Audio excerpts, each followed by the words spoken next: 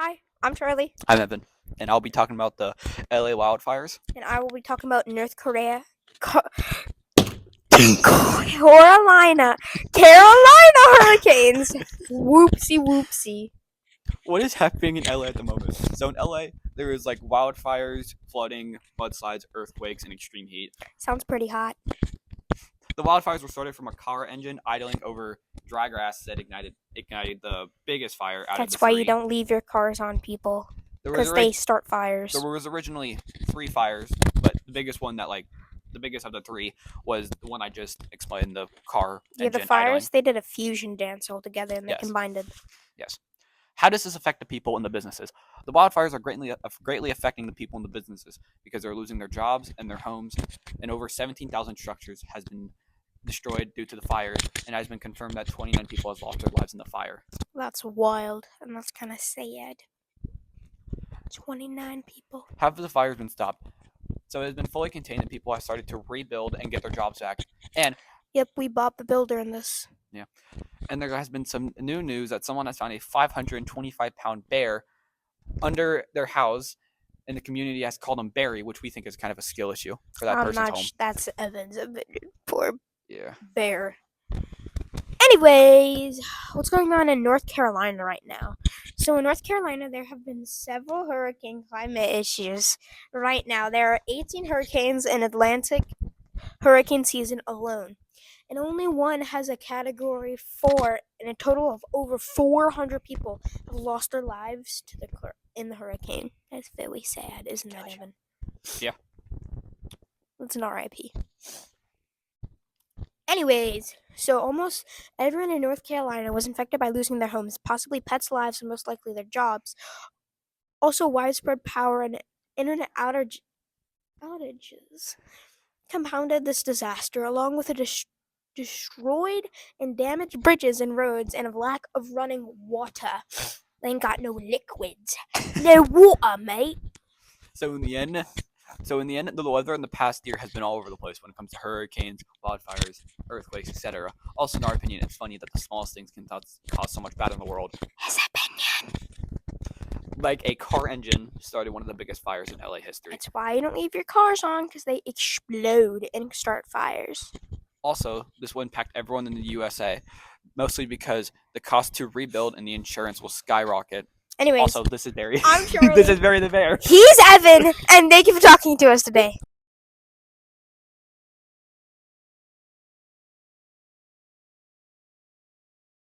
Hi, I'm Caleb, And I'm Carrie. and this is Really Real News. So, this past weekend was the Super Bowl, and the halftime performance was by hip hop artist Kendrick Lamar. Lamar's Super Bowl halftime show was set to be a groundbreaking moment for hip hop, marking the first solo rap artist to headline the event. Known for his powerful storytelling and socially conscious lyrics, Lamar was expected to blend his high energy performance with a deeper cultural message. Lamar, on the night of the Super Bowl, yeah, you're so funny. On the night of the Super Bowl, Lamar turned the performance into a statement that could only be fully recognized when the audience looked deeper than surface level. Stop. You keep confusing your R's with your L's. It's okay. Hello. I'm not cutting this out. You got to. I hate you. This is so real. It's really real news. The set blended Kendrick's personal narratives and symbolic storytelling. The stage was shaped like a PlayStation controller, which featured a black Buick Grand National, which is a car, both of which have a sentimental value to Kendrick, with the controller representing his life as a video game, and the car being the one that his parents brought him home from the hospital in. The set also flashed the message "Game Over," which was a drawback to him and Drake's beef.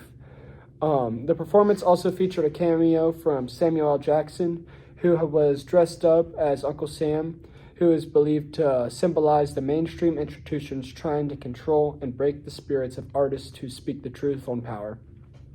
The backup dancers wore red, white, and blue, which at one point formed a flag divided by Kendrick, which was to symbolize the deep-rooted divisions in America right now.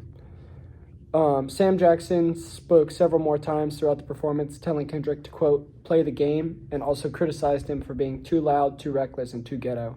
Serena Williams and artist SZA both made an appearance, which they were both great performers, but they also have both been rumored to have romantic relationships with Drake, who Kendrick is beefing with right now. Serena was shown crip walking, which shows her roots to Compton, California, but is also to a callback to the criticism she received after she did the same dance at Wimbledon in 2012, where critics called her dance inappropriate and unprofessional. Hi, I'm Caleb. And I'm Carrie. And this is Really Real News. So this past weekend was the Super Bowl, and the halftime performance was by hip-hop artist Kendrick Lamar. Lamar's Super Bowl halftime show was set to be a groundbreaking moment for hip-hop, marking the first solo rap artist to headline the event. Known for his powerful storytelling and socially conscious lyrics, Lamar was expected to blend his high-energy performance with a deeper cultural message. Lamar, on the night of the Super Bowl... Super Bowl? Yeah, you're so funny. On the night of the Super Bowl, Lamar turned the performance into a statement that could only be fully recognized when the audience looked deeper than surface level. Stop! You keep confusing your R's with your L's. It's okay. Hello? I'm not cutting this out. You got to. I hate you. This is so real. It's really real news. The set blended Kendrick's personal narratives and symbolic storytelling. The stage was shaped like a PlayStation controller, which featured a black Buick Grand National, which is a car, both of which have a sentimental value to Kendrick, with the controller representing his life as a video game and the car being the one that his parents brought him home from the hospital in. The set also flashed the message "Game Over," which was a drawback to him and Drake's beef. The performance also featured a cameo from Samuel L. Jackson, who was dressed up as Uncle Sam, who is believed to symbolize the mainstream institutions trying to control and break the spirits of artists who speak the truth on power. The backup dancers wore red, white, and blue, which at one point formed a flag divided by Kendrick, which was to symbolize the deep-rooted divisions in America right now. Sam Jackson spoke several more times throughout the performance, telling Kendrick to, quote, play the game, and also criticized him for being too loud, too reckless, and too ghetto. Serena Williams and artist SZA both made an appearance, which they were both great performers, but they also have both been rumored to have romantic relationships with Drake, who Kendrick is beefing with right now. Serena was shown crip walking, which shows her roots to Compton, California, but is also to a callback to the criticism she received after she did the same dance at Wimbledon in 2012, where critics called her dance inappropriate and unprofessional. I'm Nathan. I'm Brandon. And this is Catholic News. In the two-day summit co-hosted by French President Emmanuel Macron and Indian Prime Minister Narendra Modi and France's Grand Police brought together hundreds of government officials, business executives, scientists, and artists to discuss the impact of artificial intelligence on global governance and the economy. Vatican Secretary for the Relations with States Archbishop Paul Gallagher was a guest speaking at the international meeting's February 10th discussion panel on the topic Harnessing AI for the Future of Work. In his message, the Pope asked summit participants to have the courage and determination to defend humanity through their work. He stressed that global leaders should not use AI to impose uniform anthropological, socio-economic, and cultural models that reduce reality to numbers and predetermined categories. Pope Francis addresses the Bishop of the United States on Tuesday about the country's ongoing mass deportation of unauthorized immigrants. Catholics to consider the justice of law and political and light of dignity and right of people. In a later published February 11th, the Pope, while supporting a nation's right to defend itself from people who have committed violence or serious crime, said it rightly formed conscience with degree with associating the legal status of immigrants with criminality. The act of deporting people who, in many cases, have left their own land for reasons of extreme poverty, insecurity, exploitation,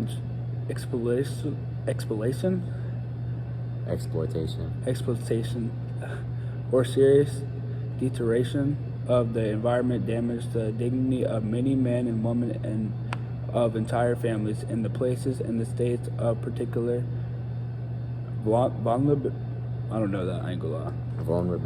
vulnerability and defenseless, he said. All the crestful, faithful, and people of goodwill, the pontiff continued, are called upon to consider the legitimacy of norms and public policies in the light of the dignity of the person and his or her fundamental rights, not vice versa. Land, water, and food are not mere commodities, but the very basis of life and the link between these indigenous peoples and nature. The Pope said that in a message to participants in the 7th Global Meeting of the Indigenous Peoples Forum, taking place in Rome, February 10th through 11th.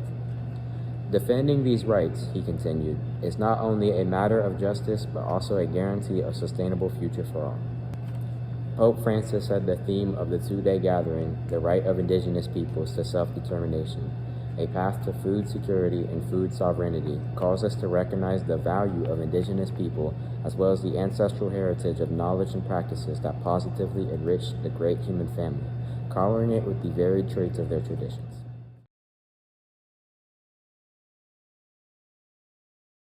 Welcome in to Landon and Bo's podcast. Today we will have around 7 points on national government. The first point is government debt and budget issues. As of February 2025, one of the biggest issues in the national debt is the national debt and the federal budget. The U.S. government has a lot of money it owes, and Congress is debating how to handle it. The debt ceiling, how much the government is allowed to borrow, has been reached, and Congress is arguing about whether to raise it. If they don't agree on raising it, the government could run out of money to pay its bills, leading to a shutdown or other financial issues. Brings us to our second point, the Supreme Court's case on abortion laws. The Supreme Court continues to make important decisions in the judicial branch in February 2025. The court is hearing cases related to abortion rights, including how much power states should have to limit abortions. Some states have passed laws to restrict abortion access, and others are trying to protect a person's right to choose. The court's decision on these cases could affect the future of abortion laws in the country. Next, point number 3 is climate change legislation. President Trump is focused on climate change in February 2025. In February 2025, the President and Congress are working on new environmental policies to reduce the effects of the climate change. These are talks about passing more laws to limit pollution, invest in clean energy, and protect the environment. Some people argue for stronger laws to reduce emissions, while others are concerned about how these laws might affect businesses and jobs. Brings us to point 4, immigration reforms. Another big issue is immigration reforms. Right now, Congress is discussing new laws to address how the U.S. handles people who come into the country without proper documentation.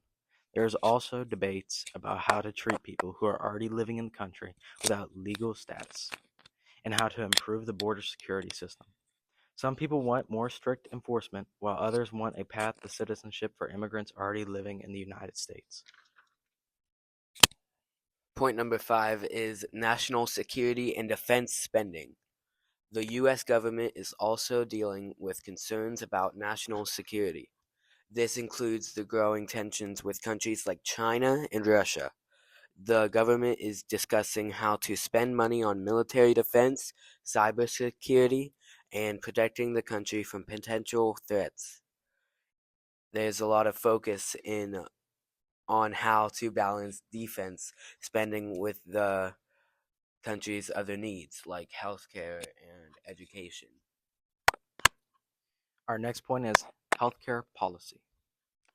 In February 2025, the government is still debating the future of healthcare in the United States.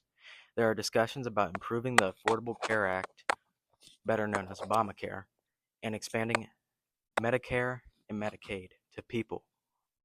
Some want to make healthcare more affordable for everyone, while others think the government should have less control over healthcare and leave it to private companies. Brings us to our last point. Point number 7 is voting rights and election laws. Finally, voting rights are a big topic in the national government. Some states have passed laws to make voting harder, like requiring ID to vote or changing voting hours. The federal government is debating whether to pass laws that protect voting rights for all U.S. citizens and ensure that everyone has equal access to voting. There are just a few major issues happening in the national government right now as of February 2025.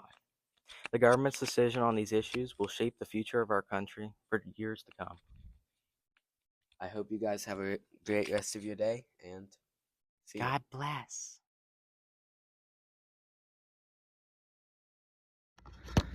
One of these days, we're gonna bring a tripod. There we go. Okay. That day is not today. Okay. We gotta hurry.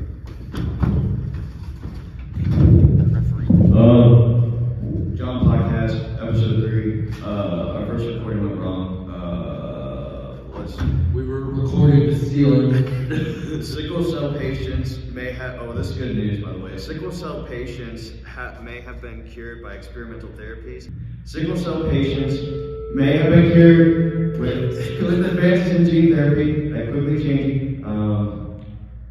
Half a dozen clinical trials planned or underway. Researchers are testing strategies for correcting the problem at the genetic level. Already a handful of enrolled patients who have endured an illness that has caused excruciating bouts of pain, strokes, and early death no longer show signs of disease. Next news, fighting cancer without fighting. Scientists have discovered a way to switch tumor cells back to healthy cells. Professor Cho and his fellow partners identified an enzyme hindering the breakdown of certain cancer-related proteins, allowing them to fuel tumor growth. By blocking the enzyme, the lab-grown tumors stop growing and revert into a healthy state of normal functioning. Thank you. More good news. Recently traded Luka Doncic to the LA Lakers. Luka now donates $500,000 to LA wildfire relief. It has been, quote, Luka Doncic, it has been so sad to learn and see all this damage from the wildfire since I landed in LA. His post said, and I can't believe it, and I feel for all the kids who've lost their homes, schools, and the places where they used to play with their friends. Today, my foundation is donating $500,000 to immediate recovery efforts. I'm also committed to helping rebuild courts, playgrounds, and fields that were destroyed, because every kid needs a safe place to play. Go. Pizza Man got $2 tip in snowstorm, so people raised thousands for him. On January 11th, Lieutenant Richard Craig posted a video to TikTok where he's known as Officer Craig, showing his interaction between Connor Stefanoff, the 20-year-old delivery driver for Rockstar Pizza in Jimmy's new hometown, Brownsburg, Indiana. Thank you, Jimmy. The video, which starts by showing blizzardy conditions and a snow-covered street, highlighted with the employees' work ethic and the inclement weather. Craig didn't want to show Stefanoff the support limited to the contents of his own wallet, so he started the GoFundMe on January 12th. Quote, the Rockstar Pizza Driver Dedication, hoping to raise a few hundred dollars for the pizza driver. In the 3 weeks since Craig started GoFundMe, he's raised over $41,000 from nearly 2,000 donations. Thank you, Pizza. Thank You John Podcast, episode volume issue 3. We are very late for our next Okay, this was all quoted from. This was all quoted from CNN. Yay! Hello, Hello. it's Chris and Leanne, and this week we had global events.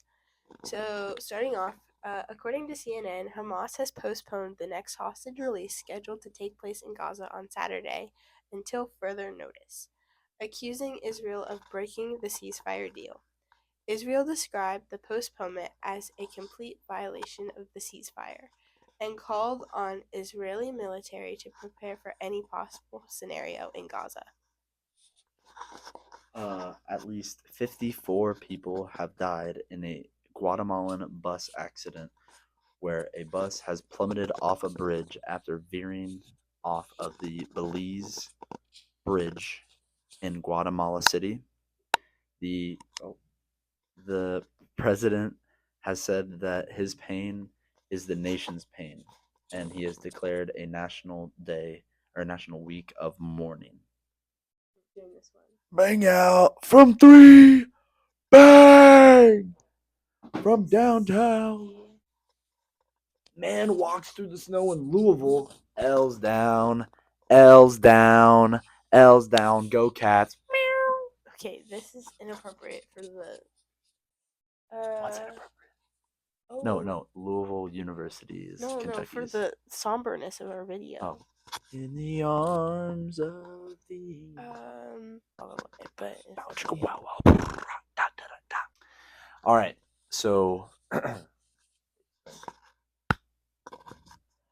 Libya authorities have uncovered 50 bodies this week from 2 mass graves in the country's southeastern desert, officials have said on Sunday.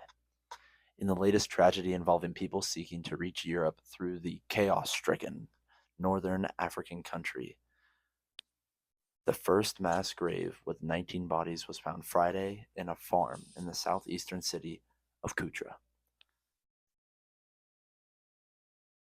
Wait. Okay, my fault. A separate mass grave with at least 30 bodies was found in Kufra after raiding a human trafficking center, according to Mohammed Al-Fadel, head of the security chamber in Kufra. Survivors said nearly 70 people were buried in the grave. Authorities were still searching the area. Migrants' mass graves are not uncommon in Libya, though. Last year, authorities unearthed at least 65 migrants in the Shufraf region, 350 kilometers south of the capital, Tripoli. And then in the U.S. this week, there will be a 1,500-mile stretch of the eastern U.S. Tuesday morning. This will be the third storm since the California wildfires, and it's just very bad. Good for us. I don't like how I said that. The snow will. Reset. Should I redo it? Reset. Okay. So this week, in the U.S., there will be many back-to-back snowstorms, and it will hit many different areas across, like the Appalachia and the Tennessee Valley, and it'll be the third storm is the most serious flood threat Southern California. Wait, what? The third storm is the most serious flood threat Southern California has faced since January's devastating wildfires. I'm so confused. You are confused. I am. I am confused. I'm just gonna say over. Oh no! across Look at the phone. Tennessee- Look at the phone. It's falling. I'm just gonna say across the Tennessee Valley and Bum, the bum, bum, bum, bum. Appalachia. Bum, bum, bum, bum, bum, bum, Okay, let's bum, restart. bum. So this week, there will be back-to-back winter storms bringing snow, ice, and rain to a 1,500-mile stretch of the eastern U.S. Starting Tuesday morning. The snow will pile up over parts of the Tennessee Valley and Appalachia. There will be, like, many states are in a state of emergency and are closing schools, and power outages and treacherous travel are likely. Scary stuff. But might not have school, so that's not scary. I don't really think it's hitting Ohio, from what I can see. Oh, maybe it might, according to this picture, but I don't think that it'll stick.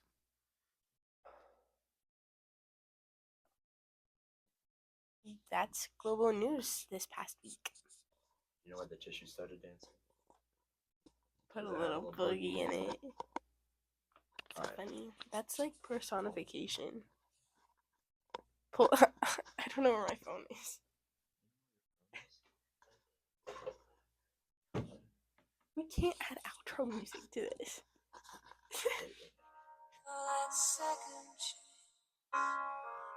It's been Leanne and Chris.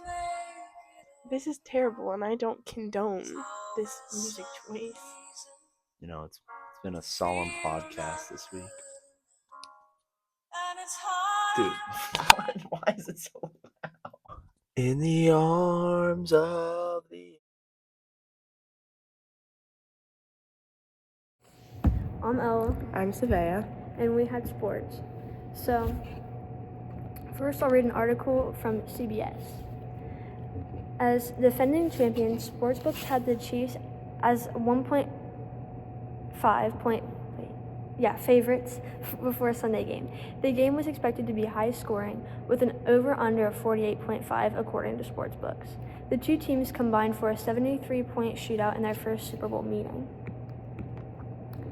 The Chiefs' 15-2 record this season is somewhat deceptive, eking out wins, with the team only going 8-9 against the spread, per Covers.com. The Eagles finished with a 14-3 record, but went 11-6 against the spread. The Chiefs finished with 11th in the NFL with a regular season point differential of plus 59. According to StatMuse, the Eagles finished second with a point differential of plus 160. The Eagles ended up winning the Super Bowl. They won by 18. The ending score was 40-22. The Eagles carried the game pretty much the whole time. They got cooked. Yeah. Then there was the halftime show. It was something. So, it was Kendrick Lamar and SZA. I actually thought it was but it's okay. It was okay. I mean, it looked like they were coming out of a clown car at first, so. I mean, how did they keep coming off the car? Nobody knows. Nobody knows. They're never but gonna know. it was actually like probably the worst halftime show like ever. Dr. Dre was better. I think that was the only good one that I'd ever seen. So, that was sports for this podcast. week.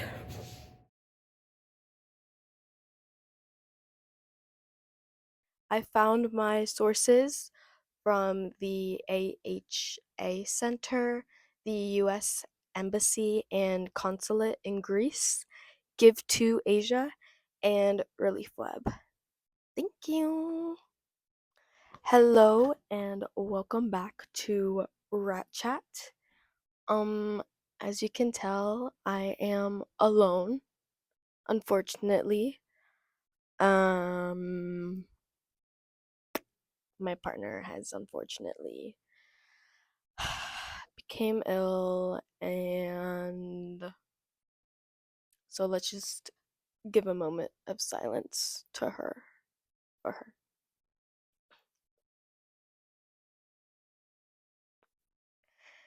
Anyway,